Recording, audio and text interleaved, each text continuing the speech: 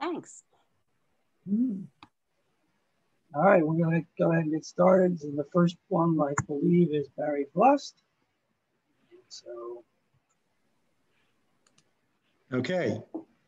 So what I've done is I've chosen some photos from last year up through February of this year. Before the pandemic closed everything down, I was invited to join 3 other people on a trip to Canada. And then my brother Mike and myself and our wives had also planned a trip to southern Florida because my brother had never birded that part of Florida.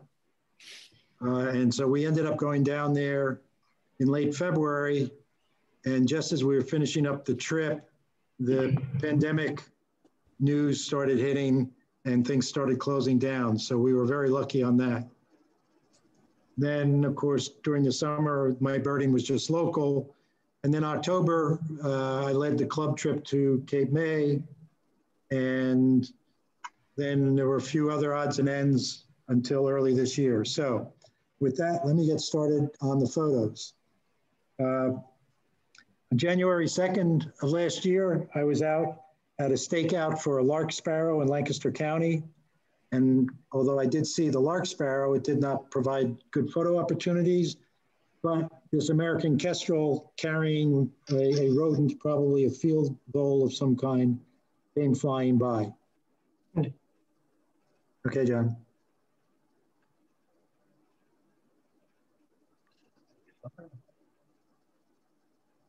Next. There is a next. There we go.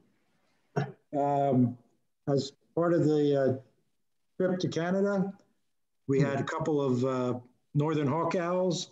This one was on the outskirts of a town and was pretty much ignoring the large number of people that were gawking at it and taking photos. Next.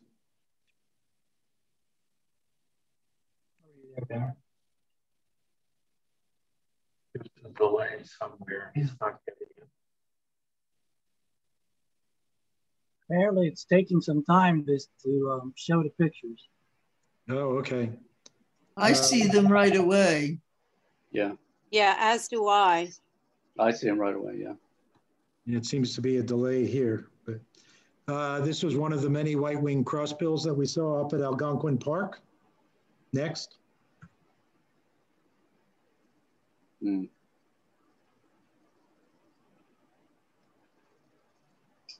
That's interesting. I don't know if it's true, but if you take everybody's video off, maybe it increases the bandwidth and maybe it won't have this delay. I mean, I'm seeing the picture immediately, Barry. Seems like you're the only one not seeing the advance. Do you hear me? Yeah, I can hear you. Okay, well, anyway, that's a suggestion. That's why I took my video off. It helps with the bandwidth. Oh, I can try that. No, not your video. Well, it doesn't matter. Your video is okay. It's other people should take their video screen off. This is Donna. I'm gonna stop everybody else's video. Okay, see if that helps. But Barry can have his video. Yeah, I won't stop his. Right. He doesn't need it because we can't see him. Right, it doesn't matter. Well, I can see Barry. I can see Barry, not now. But I see the pictures right away. Anyway. Okay, proceeding onwards. So Canada Jay was also at Algonquin Park.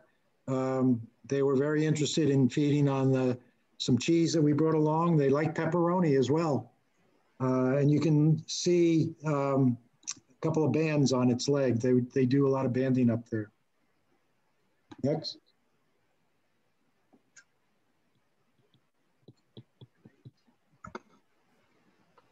Ooh.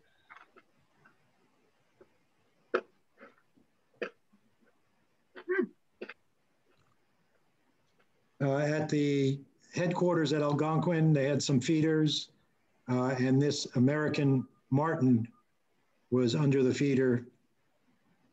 The first one I've ever seen. Next.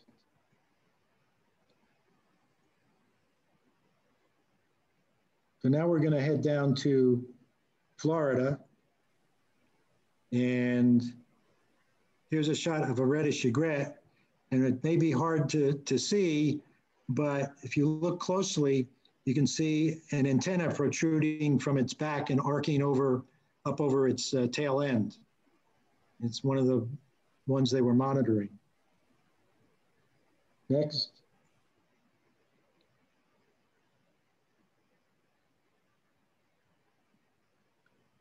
We ran into a fella during the day that told us a spot to go for where the roseate spoonbills come in to spend the night. And he told us be there at 5 o'clock. And so we were, and this was one of the birds that was settling in. Next.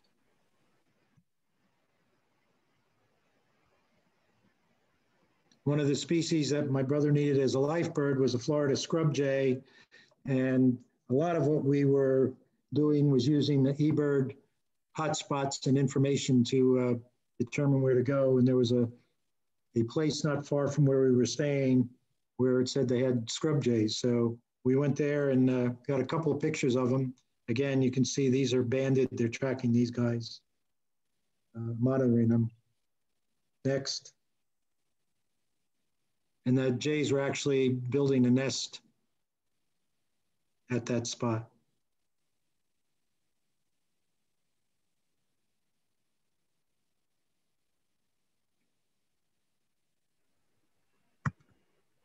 I'm sorry, it's not progressing for some reason.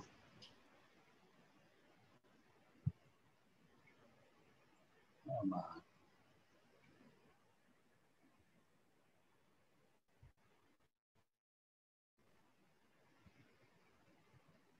This is weird. This is on my end now. Sorry, folks. Don't know what's happening.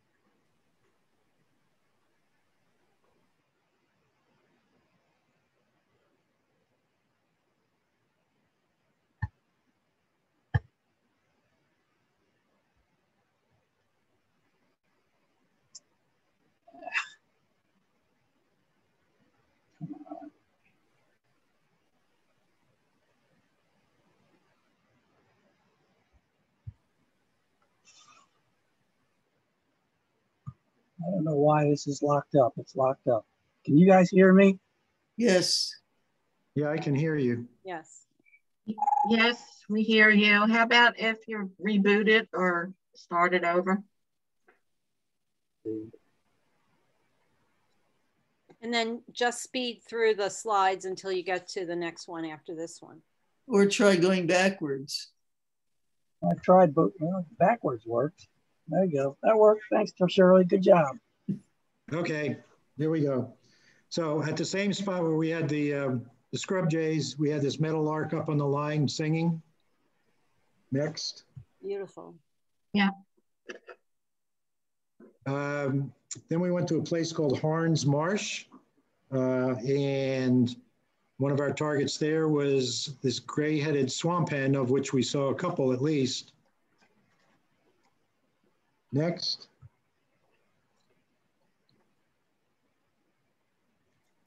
And at a place called Lakes Park, there were a number of bronze cowbirds, and here's two males with their bright red eyes facing off and displaying to each other.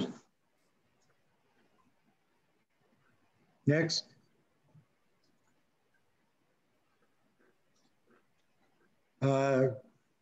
Made a stop at Corkscrew Swamp, and this common ground dove was under the feeders.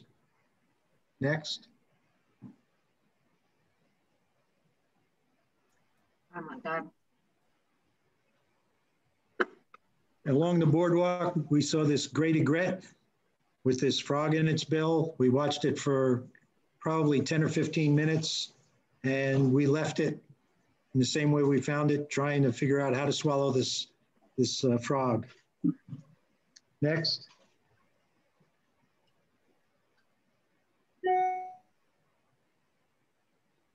a limpkin, which was one of my brother's target birds. Next. Oh. Back at the feeder area, this male painted bunting posed nicely. Next.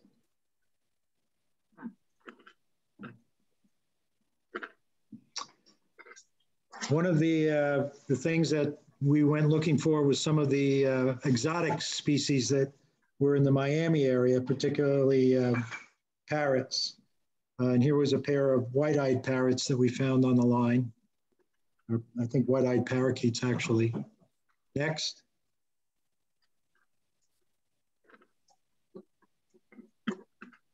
This was a monk parakeet that was building a nest in a palm tree right in the middle of a busy area in Miami. Next. And this is a mitered parakeet in one of the Miami outskirt neighborhoods. There were a whole bunch of these in the tree eating these seed pods. Yes. Then we took a day trip out to the Dry Tortugas. And one of the birds that we had was the sandwich tern. Next. There were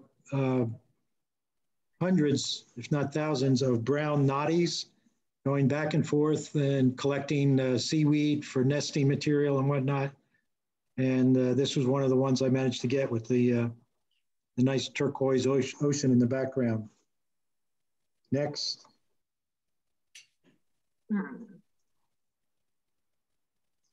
The Biltmore Hotel in Miami has parakeets hanging around. These are red masked parakeets. Next. Another target bird that my brother was looking for was a snail kite. And at Winding Waters Natural Area, we found this immature snail kite carrying a snail that it had just picked up from the marsh. Next.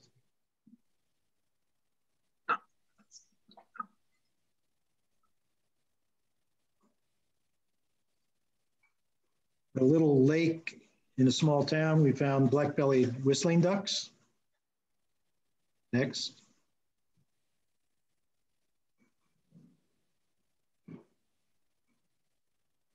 And then we went to a place called Julington Durbin Preserve as we started heading back north in Florida.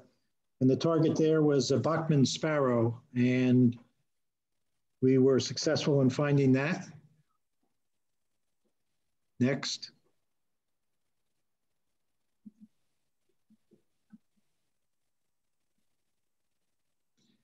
And that was it for Florida. Like I said, we got back there in early March. And about 2 weeks later, there were reports of a Western tanager at Valley Forge Park in the Chester County side. I had seen one many years ago on the Montgomery County side. So I thought, well, I'll go up there, see if I can get one for Chester County. I took my grandson up there, and sure enough, it showed up, and I was able to get some decent photos of it. Next.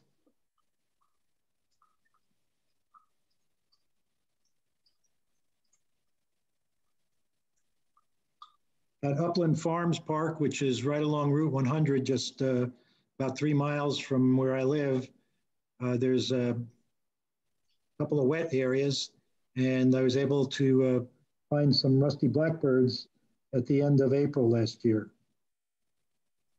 There's this one, and there's another shot on the next one.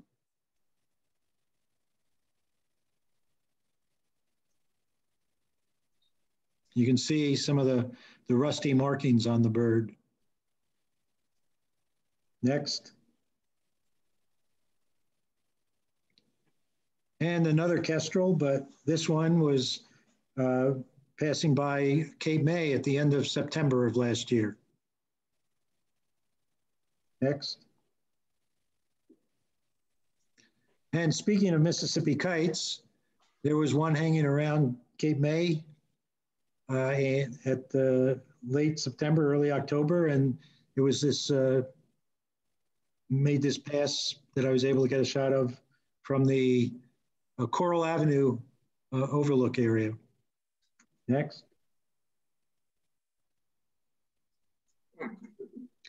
This is a northern water thrush that was at the water feature in back of the CMBO building. Next.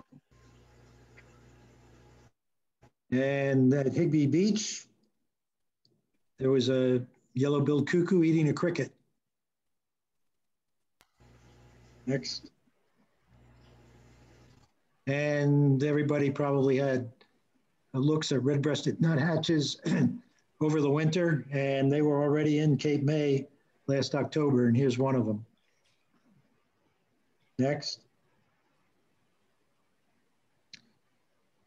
Blackpoll warbler in fall plumage. Next. And we had a couple of Philadelphia vireos. This one was nice yellow underneath. And so I was able to get a couple of good shots of that as well. Next.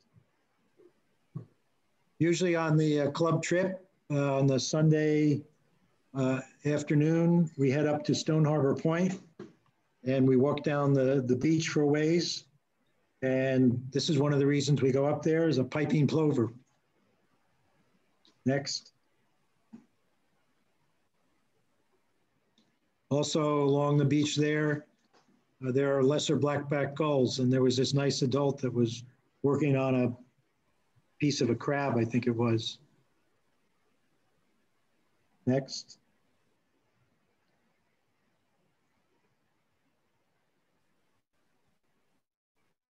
Here's a shot of a Dunlin and a Sanderling next to each other, again at Stone Harbor Point.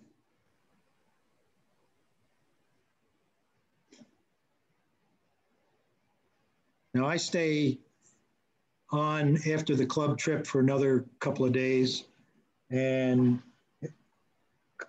was back at the Coral Avenue platform, and this fox just came walking through the dunes and out into the open.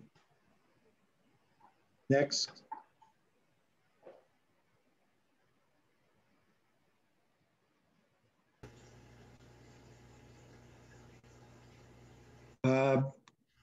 Black-throated blue, again at Cape May Point.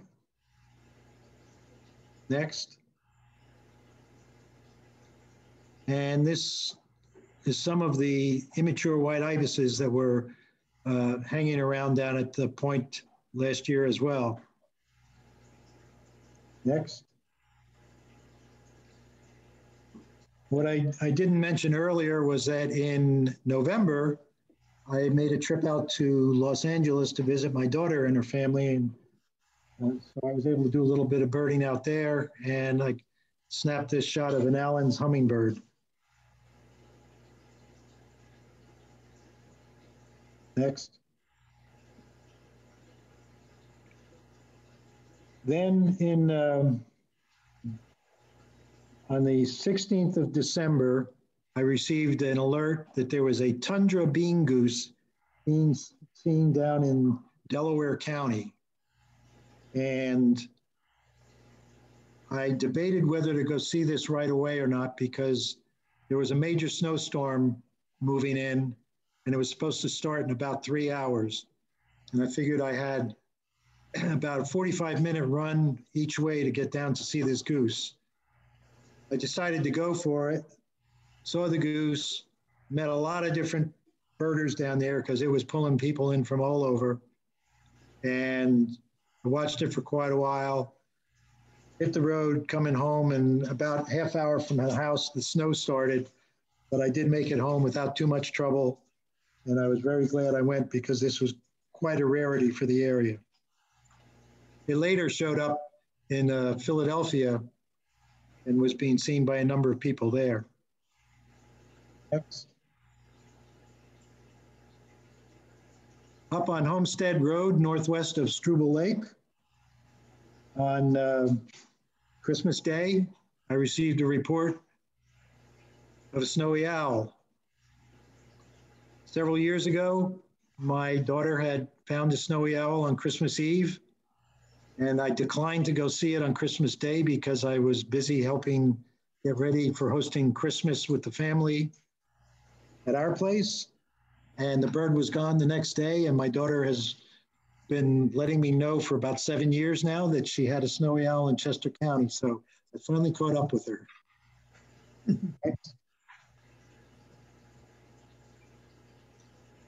On the Elverson Christmas count in Marsh Creek State Park, I had this yellow-bellied sapsucker.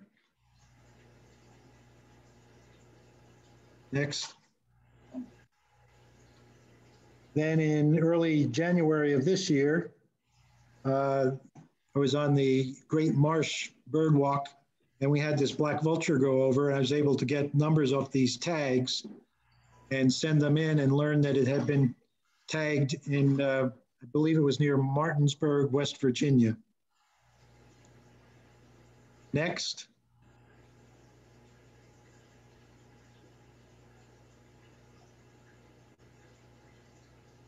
Back up at Homestead Road where the snowy owl had been, after some snow on the ground, there were a number of birds that were coming out close to the road, including horned larks and Lapland longspurs. And when I went up there to see those, the Savannah sparrow posed nicely for me. Next.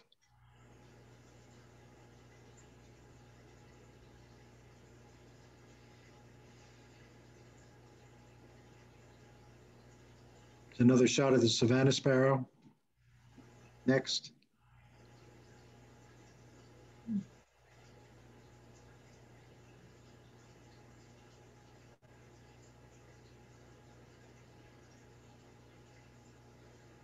And I mentioned horned larks, and you can see in this photo the very long rear toenail or spur on these birds. And that's where the Lapland longspurs also get their name from. Next.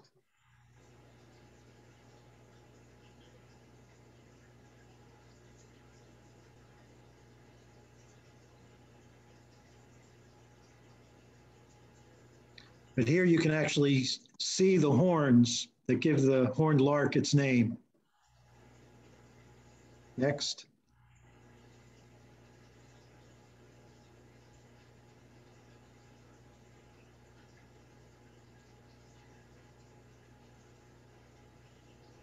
Also up there along Homestead Road were some snow buntings, and people were putting out seed to draw all these birds in as well.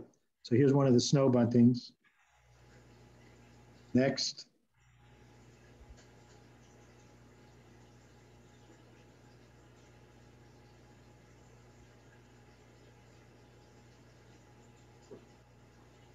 At the Bridge to Bridge Trail, which is up 113 from Lionville ways, back in February, I had this immature red-shouldered hawk right above the trail. Next. And these next three, John, are all of the same bird, so you can go through them a bit quickly, but this was a merlin at the headquarters of Marsh Creek up on the weather vane.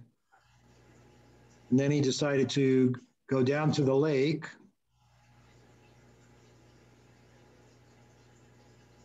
Which was frozen, and he was having some problems. I managed to snap a couple of shots of him slipping and sliding on the ice. And I believe that is all that I have. Right. Now I guess I'm up. Everybody can hear me, I hope.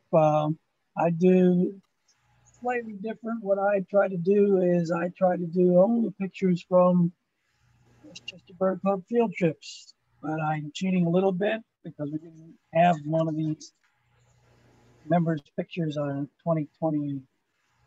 I gone from 2020 to from 2020s and 2021, so 2019 and 2021. So these are some of the pictures I've taken on our field trips. And you'll note that I put where it was taken and what the bird is. So this was taken in Sullivan County. Our last trip we took to Sullivan County, and this was in Eastern Phoebe. Also in Sullivan County, we had a nice look at a red-eyed vireo. Again, Sullivan County, Acadian flycatcher.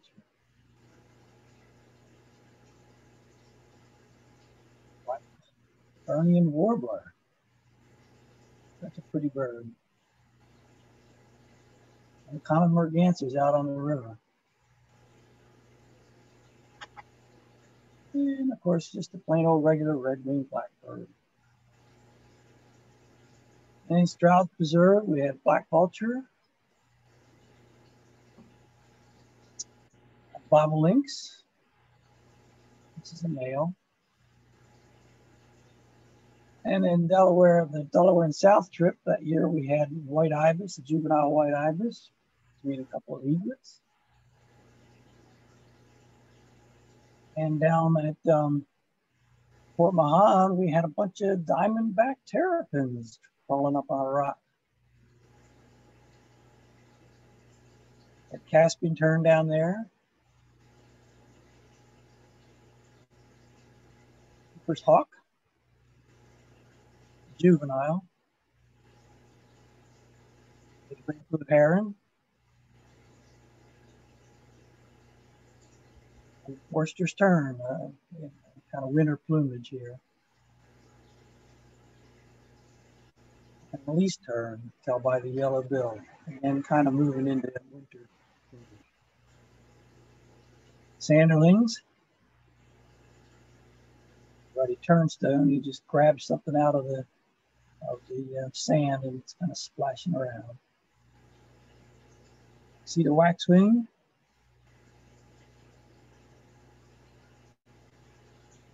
And up Barnegat in December, up on the tower, we always got to look at the tower when you go through Barnegat and look for the peregrine falcon. And while we were walking at Barnegat, a merlin came zipping by. And there we had common eiders, beautiful harlequin ducks, the male, great blackback gull, purple sandpiper is nice and close. And on that same trip in December, we go down to Forsyth where we had northern pintail, male or female and male. Snow geese, formation there. Now the New Year's trip, we had a red-tailed hawk, kind of a dark one. And then in Shark River, we had ring-bill gull. A lot of sand and stuff in his bill. Another one, they were all trying to get our sandwiches. Running a theme here at Shark River. Notice though, it's snowing that year. This trip we took a chance and went up in the snow and we just barely made it, but we did pull it off. We did have, again, the female common eider, Lester Scott, mallard, long-tailed duck, the male,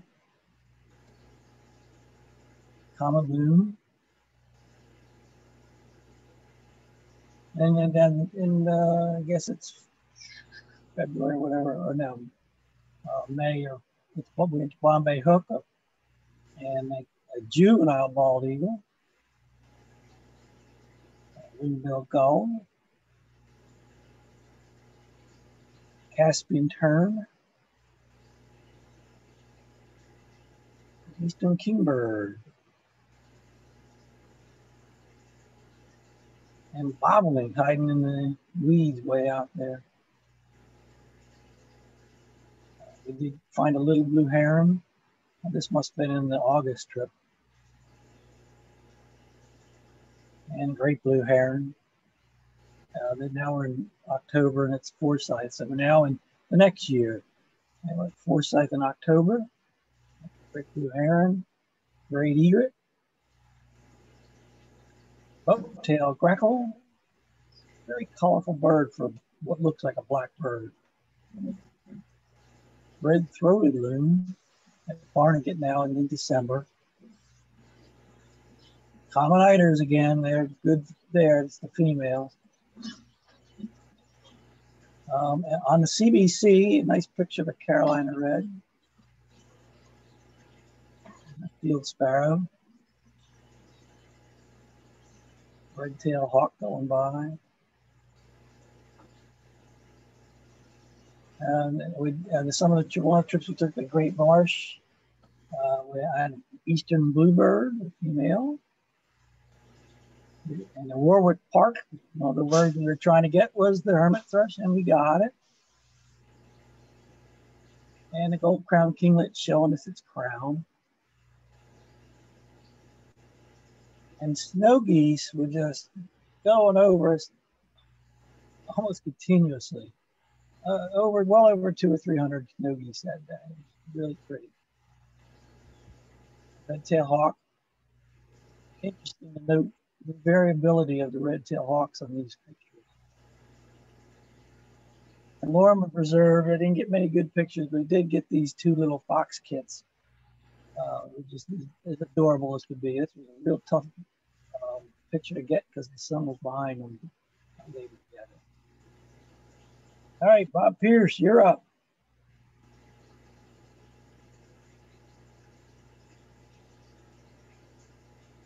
Gotta come off mute, Bob.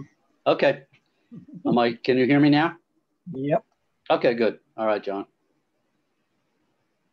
I did the old English teacher trick. So my photos are A to Z if Luke put them in that way. So whenever you're ready, John. I was able to get this American bittern up at the Dixon Meadows in White Marsh Township last fall. I think there's two pictures of that. One where you see the whole neck and then a little close up.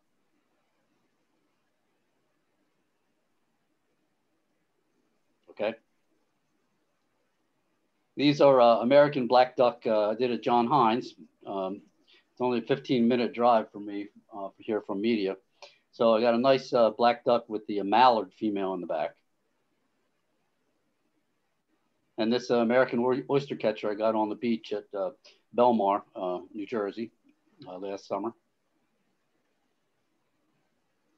And in Media last fall, we had hundreds of crabapple trees. So I got this robin fulfilling himself here. This, of course, was at Lois's house a while ago, and I don't know how many people got a chance to see this Anna's hummingbird, but I wanted to take one of those and show it to everyone. So this is the Anna's hummingbird that was in Lois's yard. I was lucky enough to get a decent shot of a bald eagle and a capture down at Conowingo last fall. And this was at Forsyth, black skimmer. At Tyler Arboretum in the fall, I managed to catch some of these fall warblers coming through. And this is the female black-throated blue warbler. You can see the little white patch on the wings there. And this is, it was also a Tyler, the blue-gray gnatcatcher. In a little stream in Exton, I managed to get Canada with the goslings. They may be cute then, but you hope they would fly away once they got big. They're cute in this picture anyway. At John Hines, there were a number of Caspians this fall hovering around the impoundment, so I was able to get a few shots of them in flight. Gray catbird on one of my walks at Binky Lee. And this is the male common eider up at Barnegat. I went up there specifically to get these. I hadn't really gotten good shots of common eider before, but this is beautiful.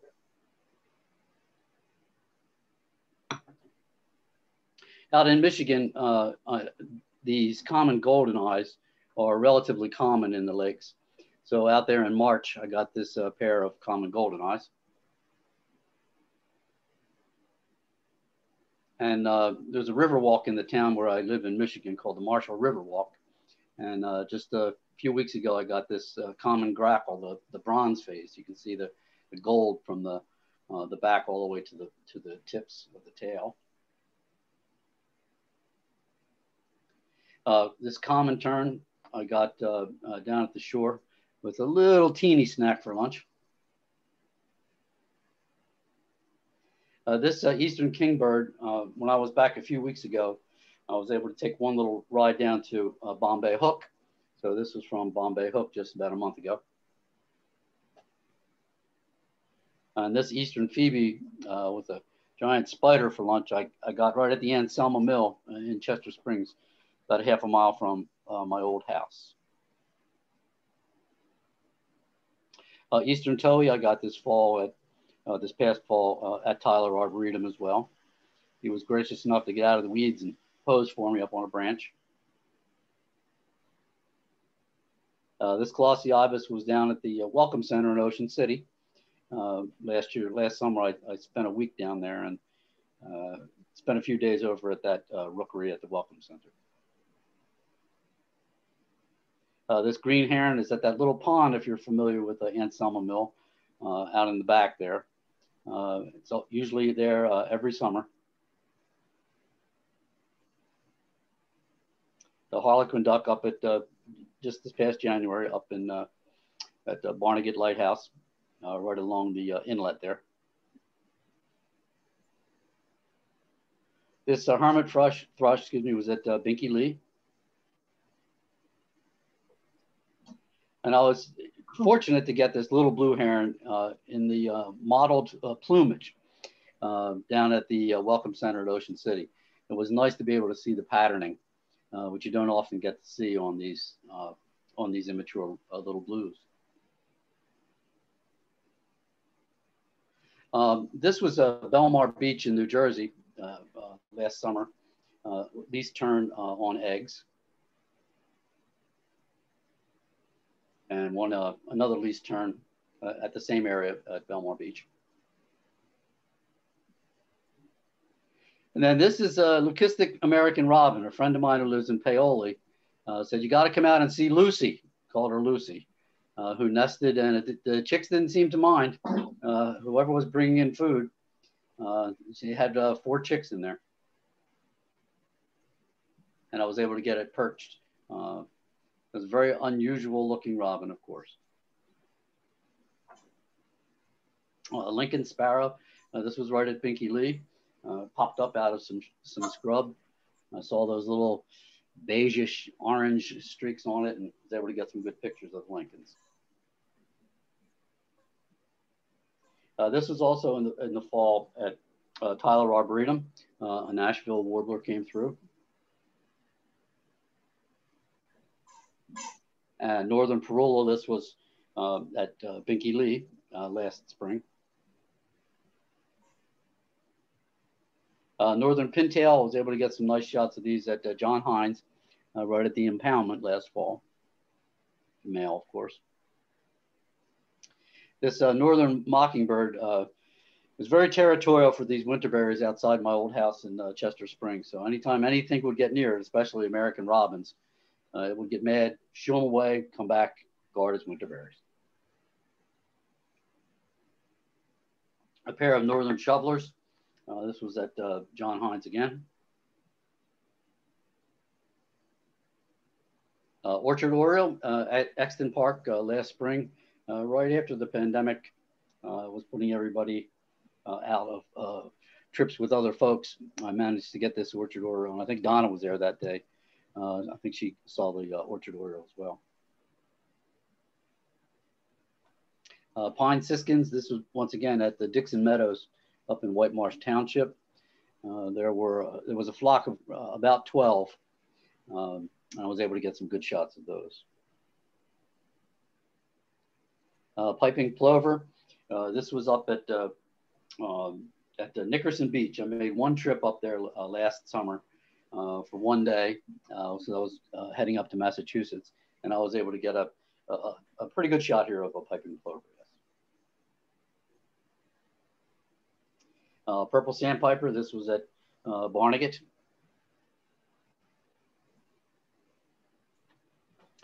And speaking of rarities, this redneck grebe was hanging around at the Crum Creek Reservoir in Media for about a week. You can see the yellow bill, the sort of rusty color on its neck at this point, but I was able to get one decent shot of it. And that was a lifer for me, a redneck grebe. This red-shouldered hawk was in my yard in Chester Springs, fluffing up for the cameras. Ruby-throated hummingbird going after the red honeysuckle right at the visitor center at Bombay Hook. And another shot of this ruby-throat. My son in Kalamazoo actually had a ruby-throated hummingbird nest in his backyard. And you can see the two young birds, one in the front, you can see the bill of the second one in the back. I was able to see it one day, the next day they were both gone. Ruddy turnstone down at the Jersey Shore. And semi-palmated plover also down at the Jersey Shore. This solitary sandpiper was in Michigan, here at this Marshall River Walk that I go on maybe once a week. He put on a nice show for me, calling out to somebody for something, I'm not sure what. Song sparrow, this was down at the Ashbridge Preserve right in Westchester. The Swainson's thrush was also on the Marshall River Walk. I was very happy to get this bird. This Tennessee warbler in the fall was another one that I picked up at Tyler Arboretum. Tricolored heron down at the Ocean City Welcome Center. This trumpeter swan is in a number of lakes in Michigan, and it's not very rare there at all. In fact, last week I found a pair of trumpeter swans with 6 cygnets. So I want to make sure I get some photos of those next when I get back to Michigan later this week. Warbling vireo, I got this right at Exton Park last spring. The white-eyed vireo was right on the Bridge to Bridge trail, which Barry mentioned before, near the Binky Lee Preserve. This Wilson snipe I just got recently down at Bombay Hook. And a pair of wood ducks just recently too over at John Hines.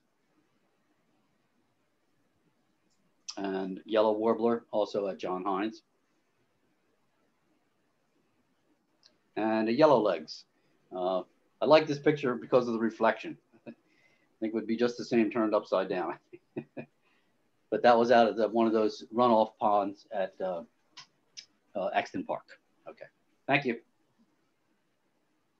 Okay, now let me stop sharing and then it'll be Shirley's turn, and this slide should go after Shirley's, but it isn't. It's here. Those were great pictures. Okay, go ahead. All right, you can all hear me? Yes. This was, as I said here, a year for the birds, but there are a few other creatures in here too. Next. And I arranged it by calendar. So you all saw or could have seen this presentation in February. So that's where I was in February 2020, just before COVID. Next. In March, I went to Bombay Hook. Next. And I saw these unusual snow geese that apparently sometimes do have these orange heads, and that's a juvenile in the back. So I guess they really are snow geese. Next. And then we saw a great blue heron that took off. Actually, we saw several, but one of them took off. Next. American avocet. Next. Northern shovelers. One of them was splashing around on the top there. Next. Green-winged teal. Next. Now, similar to Barry, we watched this great egret trying to swallow a frog. And we watched him for about probably at least 20 minutes. And he never did get the frog down, and he eventually dropped it and flew into the tree. So he, I guess, was just too big for him to swallow. Next.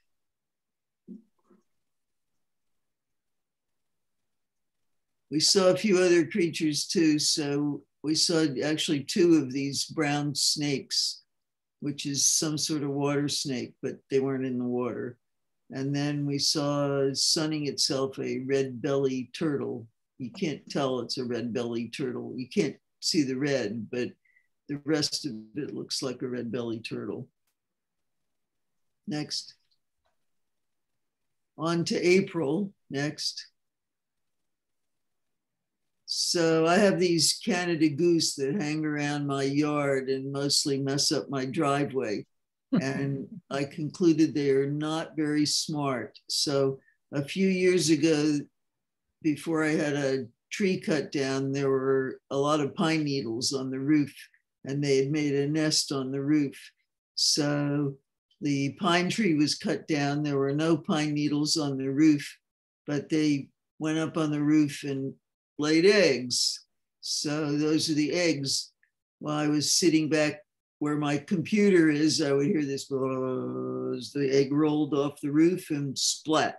So this happened, I think there were 3 of them before they finally maybe figured out that this wasn't going to work. So not the smartest bird, besides being very messy. Next. On to May. This is around my house. Next. So I now have a pair of pileated woodpeckers that live in the woods back here, and they come to my suet feeder. And I just saw one yesterday. There's at least 2 of them, so I assume it's a pair, because once I saw 2 of them at the same time. Next. I don't see these birds very often. The last time was probably 20 or 30 years ago, but this scarlet tanager visited. Next. Now this is interesting. This is right near my kitchen door, and this bird on the left acted like a wren, but I didn't think it was a wren. And I sent these to John, but we thought it was a wren, but I'm beginning to think it's a gnatcatcher. The one on the right is a wren. And then a couple weeks ago, there were 3 birds, actually 4, going in and out of both of these holes in this duplex. The other 2, there was a wren, there was this gnatcatcher, and there were a male and a female bluebird. So I don't know what they were fighting over or who wound up with the nests. And if babies come out, I'll let you know. But interesting. Next. The pileated woodpecker came back, and this is a good look at they make kind of oval holes in the tree, so you can see the holes well. And then this one ruffled his feathers and did some preening. Next. And this was a goldfinch at my Niger feeder, and I have a bunch of other feeders, and they're all close to each other in view of my back kitchen sliding door. Next. On to June. Next. So these are tree swallows in what I assume is a bluebird nest box. And we watched them fly in, fly out. Next. And then they kind of perched and watched us from the tree nearby. Next. Okay, again, from my kitchen door, there were house finches squabbling and fighting with each other above the feeder. And then a catbird came and joined them. Next. July. Next. So the bird on the left, when I show people this picture, they don't recognize it as a downy woodpecker because it's horizontal. But when it's vertical, it's clearly a woodpecker. So it's a downy woodpecker. Next. And here's some more birds and a spotted lanternfly nymph, which I haven't seen any this year yet, but a nice house finch and a white-breasted nuthatch. Next. August, this turkey vulture was following me at Longwood Gardens. Next. And here are the adult lanternflies, and I don't know how many. What? How many hundred lanternflies I killed. This is right outside my house. But when you step on them and crush them, you see the nice colors. Or what I was doing, I used a fly swatter. I just read recently that they're not as bad as we think they are, but that we should still kill them. Next. On to September and October. Next. So I also have deer that eat almost everything I try to plant. And there were some interesting bugs outside my garage. So the one on the top right there is called a wheel bug because that ridge on the back is shaped like a wheel. And I'm not sure I'd ever seen one of these before. They're big. They're not quite as big as the praying mantis though. And last summer was a big year for praying mantises as well. Next. November, and this is the pond at Longwood Gardens. Next. And a pair of mallard ducks. Next. Then I went to Conowingo Dam, and this was a bald eagle in a tree. Next. And flying around. Next. And this is a double-crested cormorant that dove down and caught a fish while the bald eagle just kind of sat there. Next. The vultures were also pretty close, watching us. Next. And then there were two eagles in this tree. Next. Back home, this is a cardinal and another downy woodpecker. Next. And a starling. Next. Now we're in December. Red-breasted nuthatch these were the first year I've seen them at my feeders, and a white-breasted nuthatch. Red-bellied woodpecker, white-throated sparrow. I see a lot of them. Next. And another trip to Bombay Hook, where we saw tundra swans, Canada geese. Next. Buffleheads. Next. This was practicing for my trip to Yellowstone, which is coming up. Great blue heron. And then he flew off. And now we're up to January, and we started this trip in Bozeman, Montana with a group. And outside the museum, there were, this is the Museum of the Rockies, which specializes in dinosaur fossils that are from Montana mostly. So there were a lot of magpies around. And then we went on the next day to Yellowstone. Next. And the first animals we saw were bighorn sheep and an elk. And then in the northern part of the park, the Lamar Valley, there were wolves. And you could always tell where there'd been a kill because there were ravens and sometimes magpies. So and the bison there are kind of circling. The wolves had killed one of the bison, so they were circling around it. Next. And here's another shot of the raven and a bison in the snow. Next. The guides on our trip raved. They love this bird. This is their favorite bird, the American dipper, which is not a very pretty bird, but a very entertaining bird. It's the only songbird that swims underwater and brings up food from underwater. So we got to watch this bird for a while. Next. We visited a wildlife photographer and guide who lives just outside northern Yellowstone. And he has feeders that attract these pine grosbeaks, and the female and the male, you can see, are very different. Next.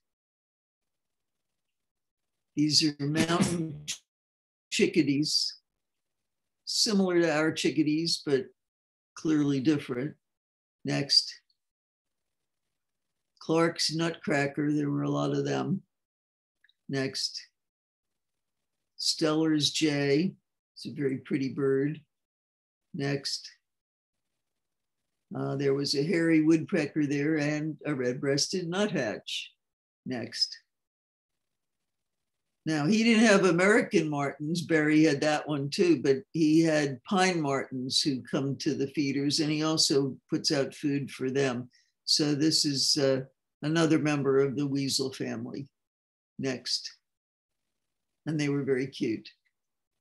We detoured to see the lower falls of the Yellowstone. We were on these snow coaches so that we weren't sure whether they were going to take us there.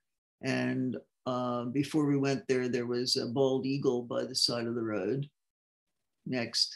The falls were mostly frozen. In the Madison River, there were buffleheads with a trumpeter swan. There were ringneck ducks, and this is a flying bufflehead. Next. And we had a lot of snowy days, but not heavy snow, just kind of snow off and on.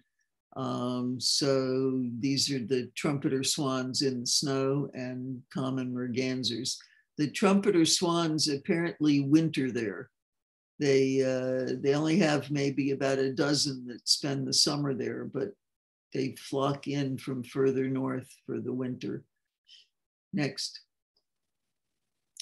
Most of the springs are not colorful at all because of the steam, because of the cold, but Silex Spring did have color, and Old Faithful would have been better if the sky were blue, but you can still see it against the clouds. Next. I like this picture because it has 3 species in one picture. So we've got bison up there, we've got a coyote, there were actually 2 of them, and we've got ducks, and I think those were mergansers. Next. We went to the Grizzly and Wolf Discovery Center in West Yellowstone to take pictures, and they feed their grizzly bears so they don't hibernate, but they only let some of them out at a time for viewing, and the ravens look for the food also. So this was siblings that were about 2 years old. I thought originally that this was a commercial venture, this Discovery Center, but they are actually a rescue center. So they're open 365 days a year.